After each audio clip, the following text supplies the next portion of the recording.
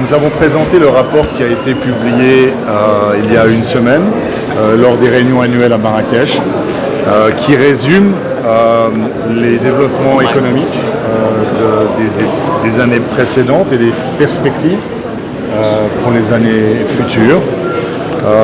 Les points principaux, en premier lieu, la croissance a ralenti depuis 2002, qui a été le rebond après la crise du Covid et la guerre en Ukraine. La croissance a rebondi en 2022, mais elle a ralenti à nouveau. On est passé au niveau mondial de 3,5 à 3, avec une perspective à 2,9 pour 2024, 2,9% pour la totalité, pour l'économie globale.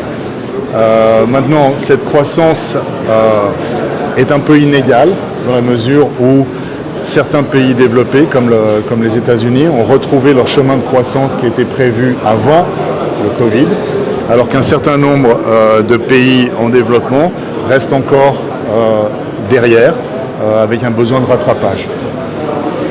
Je crois que ça résume le rapport. L'inflation qui était très élevée à la suite des politiques monétaires et budgétaires, à la suite de la crise du Covid et des différents problèmes planétaires. L'inflation avait augmenté fortement, elle a maintenant diminué, elle est en forte diminution, mais elle n'est pas encore arrivée au niveau que l'on souhaiterait, qui est un niveau d'équilibre de long terme. Et donc on attend que cet équilibre sera probablement retrouvé d'ici à 2025 si les dynamiques d'inflation suivent ce que l'on attend.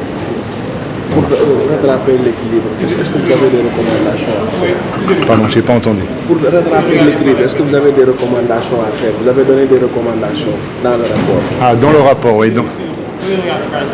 Ah oui, parce qu'il me pose des questions, c'est pour ça. Ok. Recommandations dans le rapport. Dans le rapport, on met l'accent sur l'importance d'abord de juguler l'inflation qui n'est pas encore au niveau d'équilibre. Et également, je dirais que ce sont les deux priorités à court terme, de s'assurer que les politiques budgétaires qui sont maintenant mises en place permettent d'assurer une stabilité de la dette à long terme, qui dans certains pays, un certain nombre de pays, est potentiellement sur une trajectoire délicate. Ce sont les deux recommandations centrales à court terme. Je dirais qu'à long terme, les réformes structurelles restent importantes, et ceci particulièrement dans la mesure où les politiques fiscales sont limitées. Donc il faut pouvoir raviver la croissance qui reste faible et qui est prévue à 5 ans de rester relativement faible par des politiques structurelles qui permettent de redynamiser la croissance. 10 pays au FMI, malheureusement je n'ai pas toutes les données ici et je ne suis pas un spécialiste du Sénégal, donc probablement pas la meilleure personne à qui poser cette question, je suis navré. Donc je vais devoir malheureusement ne pas y répondre. Il semble que de toute façon, d'un rapport à l'autre, les chiffres sont révisés en fonction des analyses des pays, et l'équipe Sénégal en particulier, l'équipe Sénégal en particulier aura une conférence de presse d'ici une semaine, je crois, où ils vont détailler les perspectives de croissance pour le Sénégal et les politiques économiques qui sont associées. Voilà.